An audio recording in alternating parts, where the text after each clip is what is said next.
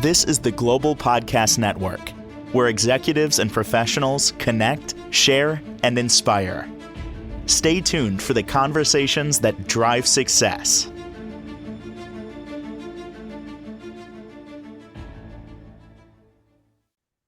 I'm going to say it here publicly right now. I think I broke a law. The law of assumption. I'm assuming that I did, no pun intended. Going to learn more about this. And let me back up here. It's always been said, or at least I've understood it, and many of us, that there is the law of attraction where you attract things to you. But it goes deeper than that with the law of assumption. Now, that's where I'm going to stop. I'm going to step off. I really don't know about this whole assumption thing, but I believe I'm not doing it right in terms of manifesting what I believe I deserve and want in life. So I throw it to the professional. She is an energy healer, spiritual coach. This is all in her wheelhouse. She's our professional of the year. Jen Fedorowicz joins us on the program. How are you doing today? I'm great, Steve. Thank you. Let's go right there. Law of assumption. Law of assumption. What exactly is that? So the law of assumption is actually, I feel like, a more powerful law than the law of attraction, right? There are these universal laws, and I can't say I know all of them. I'm more expert in the ones that I use and teach my clients, right? So the law of assumption is something that I teach everybody, because we get stuck in this attraction thing, and that you attract what you are and thoughts become things. And that's all very true. But you must assume the wish fulfilled. You must assume that what it is that you are desiring has already become, in order to really step powerfully into that creative essence. Totally got it now. Thank you. You get it? Yes. Yes. And this is, I mean, it is, if you use the word manifestation as the umbrella, this is just an extension of that, where if you're going to manifest something, vision board, got one right on the wall right over here. Mm-hmm. It's great to think it, those thoughts, this is what I want, this is what I believe. However, what you're saying is you need to assume, there's the assumption, I guess, it's already here. You already have it. No, stop thinking about it. Stop worrying about it. It's here. Maybe it's at the tip of your fingertip on the other side of the universe, and you're not quite touching it yet, but it is right there. Am I explaining that with any accuracy? Yeah, absolutely. So everything's energy. This entire universe and everything in your life is energy. I think that's such an important thing for us to remember. Your thoughts, your emotions, everything is energetic. And here's what happens. We send out our desires, or we think about those things we want to create in life, but we don't step fully into assuming that they are here. Instead, we start either keeping track of time, being impatient. When's it going to get here? Right? I've been working to make this happen, and it's not here yet. So then we start, when we're wondering and we're waiting, we're not assuming. And so we're actually keeping that thing that we desire just outside of our periphery, or out of the life that we're living. And so it's limiting beliefs that do that. It's that, yeah, well, not me, I'm not worthy. We have to work through all of those things so that we can step fully into the assumption that this is already my truth. What if you feel, we'll go very hypothetical here. Mm-hmm. You've done work on yourself. You've figured things out. You've looked at maybe where your limiting beliefs have come from. You're feeling like you're in a pretty good spot in terms of your journey, your spiritual journey. We'll call it that. Mm-hmm. And those things that you feel you should have, let's say the perfect partner. Probably shouldn't use the word perfect, but the partner you desire. Mm-hmm. And they haven't shown up. You don't understand it. You know, it should be by now. You're not coming from a place of lack. You're not saying, when are they going to show up? You're throwing it to the universe. It's on your time and all of that. It hasn't happened yet. Been a reasonable amount of time. Maybe it's years. I don't know. Would you say that obviously something's wrong? There's a block. Mhm. There's something going on there. Yeah. Yeah. Let's talk about what you can do to step from the attraction to the assumption. That's the perfect example. If I really want the perfect partner, I better have a bed big enough in my house that when this person and I have a relationship, there's room for them to sleep in my bed. I better not be sleeping in the middle of the bed, because then I'm not assuming that there's room for this person in my life. What if my closet is so stuffed with all of my stuff and there's no room for my perfect partner stuff? I need to clean out my closet and create space, because that partner is here. So I'm getting that preparation. I'm creating energetically. I'm creating for that partner. Then there are some of us that are hoping that they have a big house on the hill, and I'm moving in that house. Yes. So Yes. so maybe hens should pack the bags now. Exactly. So start packing, start getting ready. Those energetic things. And I know, like, I definitely know when I talk to people about this, it seems silly, right? It kind of seems silly, like, to do that. But when you do make decisions like that, say you started packing because you're going to meet somebody that has this beautiful house, you are literally saying to the universe, here I go. I'm ready. This is happening. And I think this is the important part of that, is that once you start doing that, it changes the vibration in your body, right? We talked about the tuner sending out. Yeah. And I gotta believe once you start doing what you said, you do feel it. It's almost like it's that happy feeling. Like when you're gonna go on vacation, right? And you booked it, it's a month out. Maybe it's 3, 5, whatever, and now it gets closer. You're feeling that elation, that, oh, I can't wait to be on the beach and doing nothing, and my little tropical drink and the water, my feet in the water, no worries. Oh, I can feel, you can feel it. You Yeah. can feel it, right? And it's not here, but you know that's on its way. But that feeling, I want to share with you what you just said. Perfect person, right? I manifested, I don't know if I shared this with you, somebody. One day I had some time to kill. I'm sitting in my car. I'm going to say that nobody was around, so, it wasn't awkward. But I had a conversation with somebody in my passenger seat. There was nobody there. Mhm. And I would do things like that. Person did show up. However, and this is maybe for another level of manifestation, I everything was spot on except one thing. Essentially emotionally available. I just assumed that comes with the package. It didn't. Everything else did. Amazing. Except that. So in terms of specifics, you don't want to get pigeonholed into being too specific, but you need to really put out there exactly to a point what you want.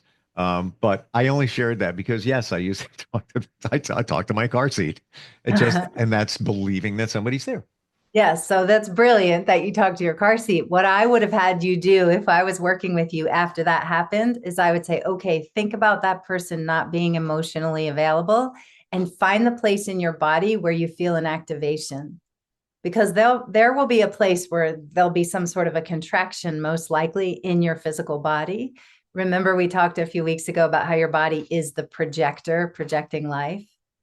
So then you'd find that place and we would build circuits. You would breathe through there and activate energetic circuits that would shift you on the inside so that the next person you attract would be emotionally available.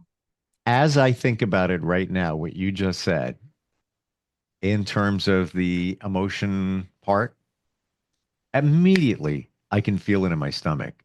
As I think about that situation, it's just right there. Mm-hmm. Yeah. And that's your power center. Power and wisdom are down low in the body, power and wisdom. And we want power and wisdom to be so activated that we step into a life that feels like we have the power and the wisdom, right? We're not waiting for it. So we breathe through that area. If you imagine squeezing it on the inside and breathing through it, you actually activate more energetic circuitry within you. So that, remember, this projector is sending out a vibration and a frequency. You're up leveling your vibration and your frequency when you do that, when you awaken these parts of your consciousness. And so the next experience that you have will be a more up-leveled experience. You will receive from the universe something that matches your vibration at that time. So going a little bit deeper here, if somebody just spends time, people that don't really support them, but is that a bad thing? And that could be anything, by the way. Taking jobs. I know this job isn't right. I'm just taking this. Hey, I'm going to just do this job for now, whatever. Doing those things, is that blocking what you really want? If you're doing those things with a negative feeling about it, yes, absolutely. You have to appreciate and love what you're doing in order to have a life that you appreciate and love moving forward. Because right now you're creating tomorrow. You So, know, I see that. can I give you an example? Yeah, please. I have a client who was a school teacher and she did not want to be a school teacher anymore. She hated her job. She was frustrated going to work, right? But she was determined. She wanted to be a personal trainer and own her own business. Well, it took her over a year, but what she first had to do was love her job. And so she started going into work every day, loving and appreciating that she had this job, appreciating the money that was paying for her rent and, you know, all of that. And her friends couldn't believe it when she quit her job. It all worked out and she was able to move and start a new business. But they were like, why are you quitting? Because it seems like you love it, right? Because she got to the point where she loved it so much that she was in a place of gratitude, and she was then able to make the next step and attract into her life what she needed to quit and run her business. Seems like an oxymoron. You love your job so much now and you're going to quit it. First thing that comes to mind is when they say, dress the part, get the part, or act the part, get the part. So, yeah, I want to be a CEO. I want to be the owner of a company. I want to do really well. All right. So maybe you don't have that job, but go to work every day walking in like I'm the man. Man. Not in an egotistical, cocky kind of Yeah. way, but just like everything's good here. I'm feeling good. Yeah. As opposed to, oh, gotta go to work again. Oh boy, here we go again. Oh, it's at 5 o'clock yet. Right away, you're putting negative energy out there, right? Yep. As long as you want something, you'll never have it. It's wanting doesn't do any good. You have to have it. You actually have to have it. You have to choose and decide this is for me, because wanting keeps it just out there. It's almost hard to talk about this because there's so many layers and it's so easy to go down the negative road. When's it going to show up? I really want that. Well, just using the word want comes from a place of lack. And that's a negative, right? It's negative. So you can't, it's funny. I have a Post-it note in my kitchen up for my 22-year-old son who's moved back home. And it says, you cannot create from a place of lack. As long as you're in lack, you're not going to create. And so and he said to me just recently, I don't have any money.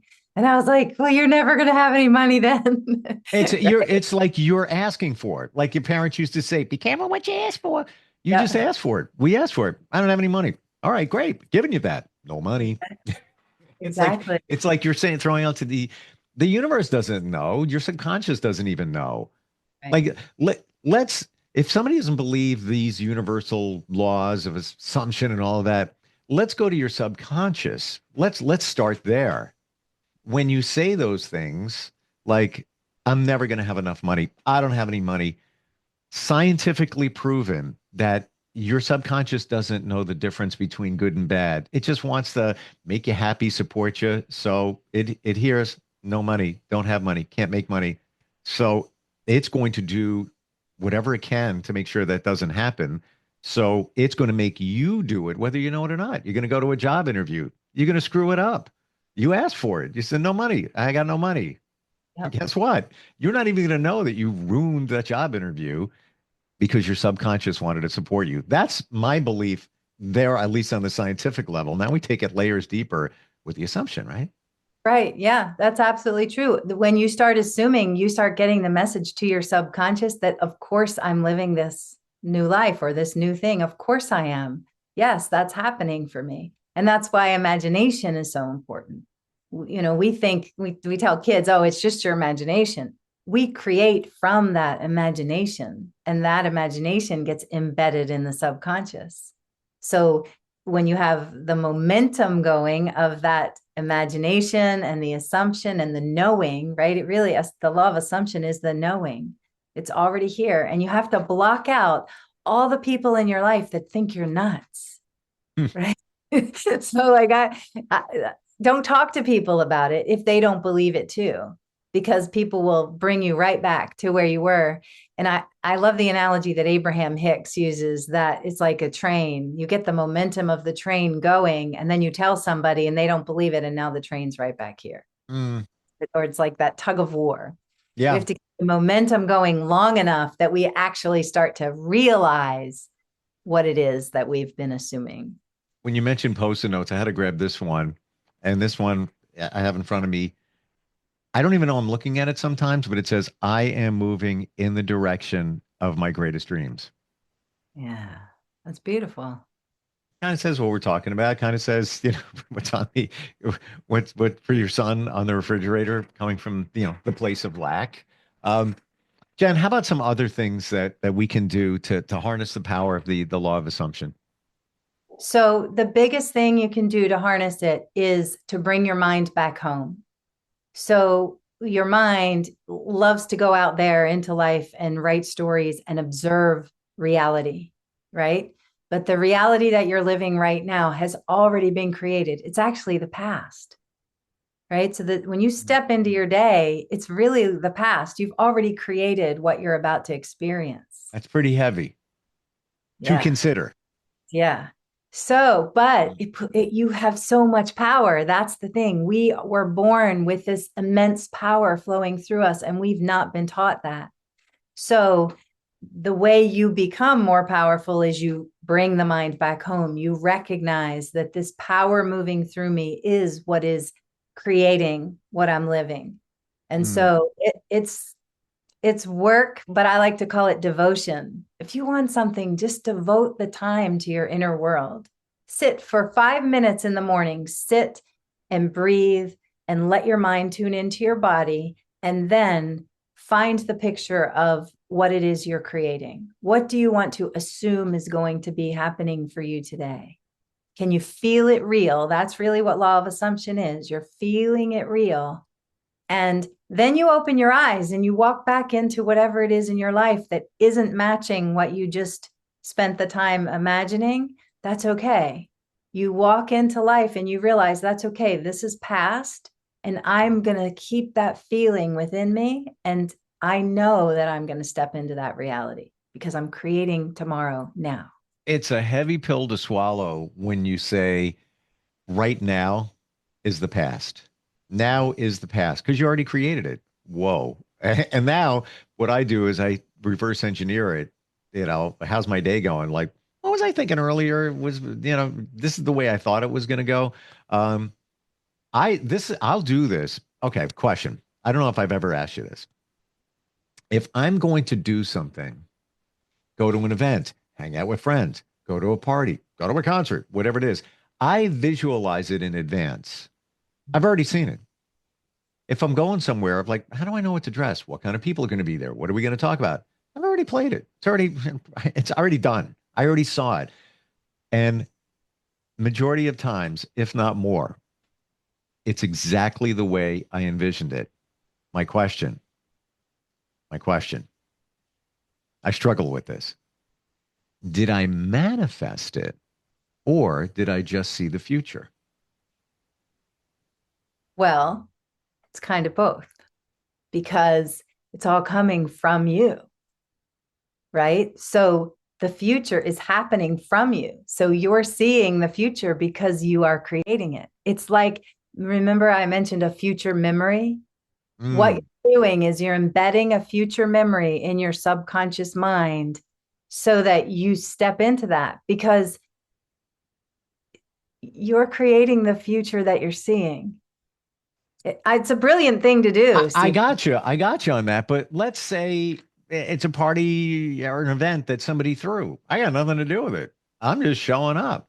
But I thought what it was going to be like, just so I'm better prepared. And not like, I have to be prepared, but I just like to have a kind of reference.